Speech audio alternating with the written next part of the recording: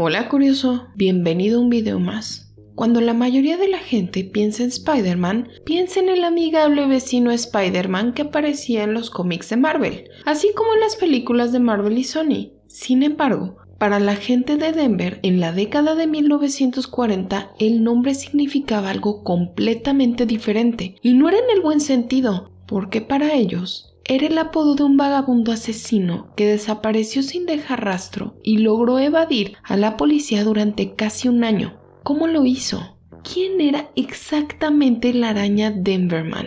¿Quién fue su víctima y cómo fue descubierto? Quédate con nosotros hasta el final para descubrir exactamente qué sucedió. Aunque antes de continuar, no olvides activar las notificaciones y suscribirte a nuestro canal para estar al día con los últimos videos. Cuando se trata de la historia de Denver Spider-Man, se trataba de un asesinato. Eso había dejado perpleja a la policía en el estado de Colorado durante casi un año entero, aunque como dice la introducción, Spider-Man no era un vigilante enmascarado que podía moverse por la ciudad después de ser mordido por una araña radioactiva. Aunque ¿quién era exactamente?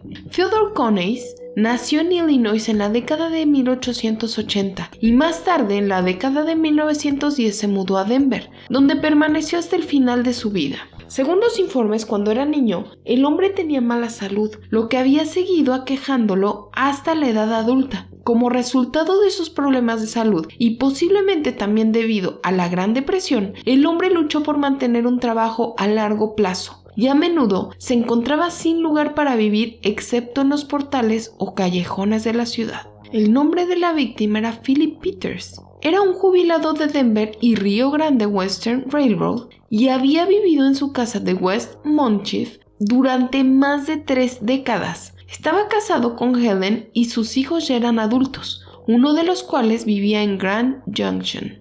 Peters no solo era un ex empleado ferroviario, esposo y padre, sino que también era músico y miembro del Denver Guitar Club, donde él y su esposa a veces daban lecciones de guitarra y mandolina. De hecho, fue a través del Denver Guitar Club que Peters conoció al hombre que sería su asesino. Durante las 5 semanas previas a su asesinato, se había quedado solo en su casa porque Helen se estaba recuperando en el hospital St. Anthony después de romperse la cadera en una caída. Sus vecinos le abrían sus casas por las noches para que no tuviera que estar solo a la hora de la cena y así pudiera disfrutar de una comida casera caliente y sobras para llevar el almuerzo al día siguiente. Y es por eso que cuando pasaba por momentos difíciles, Coneys iba a la casa de Peters con la esperanza de pedir algo de dinero o algo para comer. Sin embargo, en ese momento Philip pasaba la mayor parte de su tiempo libre con amigos y familiares, por lo que no estaba en casa. Decidido a encontrar algo para comer, Coneys irrumpió en la casa con la esperanza de robar un bocado. Unos días después trató de hacer lo mismo nuevamente, sin embargo, Philip lo atrapó.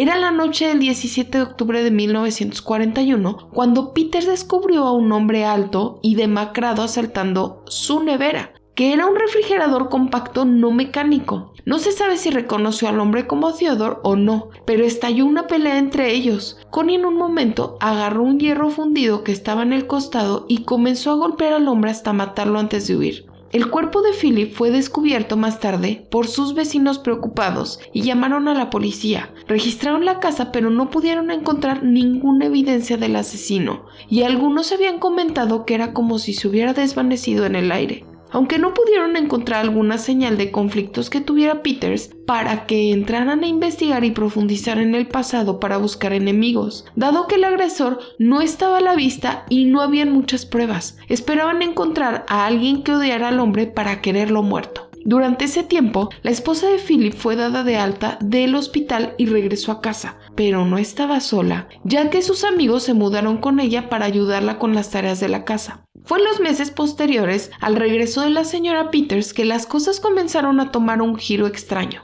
Todos habían informado que sucedían cosas extrañas en la casa, como comida que faltaba, sonidos extraños, cosas fuera de lugar. Esto fue suficiente para convencer al grupo de que la propiedad estaba embrujada, por lo que los amigos se fueron y la señora Peters se mudó con su hijo. ¿Pero qué eran esos extraños sonidos? Te lo explicaremos más tarde. Y así, con Philip muerto y la señora Peters viviendo con su hijo, la casa quedó vacía. Sin embargo, a pesar de que los vecinos seguían informando sobre sonidos extraños y olores repugnantes provenientes de la propiedad, y a pesar de que los oficiales vinieron a verificar, no se encontró nada. Pero luego las cosas dieron un giro en julio de 1942, cuando la policía de Denver decidió estacionar a 2 detectives, Roy Bloxham y Bill Jackson, fuera de la casa. Decidieron mantenerlo bajo vigilancia en lugar de esperar a que un vecino los llamara. Y parece que su decisión había valido la pena, ya que los policías habían visto la figura de un hombre dentro de la casa. Los dos corrieron adentro para detenerlo, pero para su sorpresa estaba vacío. Dado que no había nada ni nadie que pudieran ver, los oficiales estaban a punto de irse, pero luego escucharon un ruido en el piso de arriba.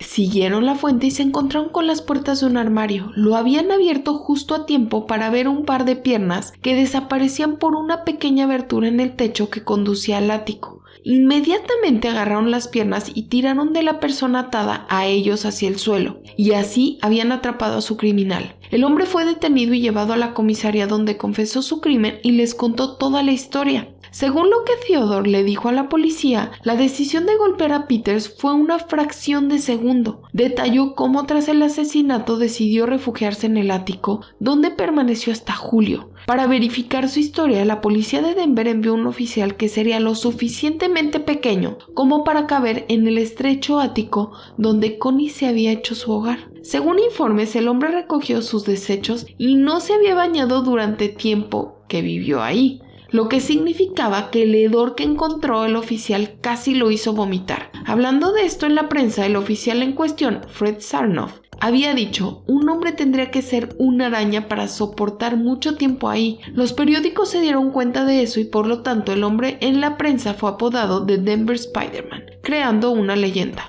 Ahora bien, si la idea de Denver Spider-Man te parece similar, es porque la leyenda sigue viva. En los años 50, Earl Stanley Garner mencionó este caso en su novela Cult and Lamb Beware the Curves. La serie CSI había actualizado la historia para que tuviera lugar en la actualidad en su episodio Stalker de la temporada 2 en 2002. En un episodio en vivo de Boulder Theater en 2017, la copresentadora del podcast My Favorite Murder, Karen Kilgrave, compartió la historia del hombre araña de Denver. Pero, ¿qué pasó con el hombre real después de su arresto? Fue acusado y condenado por asesinato por un jurado y sentenciado a cadena perpetua en octubre de 1942. Fue encarcelado en la penitenciaría estatal de Cannon City y permaneció ahí hasta su muerte el 16 de mayo de 1967 a la edad de 84 años. Según los informes, fue enterrado en un cementerio cercano. ¿Alguna vez has oído hablar del hombre araña de Denver? ¿Qué piensas de esta espeluznante historia? Comenta a continuación y como siempre no olvides dar me gusta, compartir y suscribirte a nuestro canal. Hasta la próxima.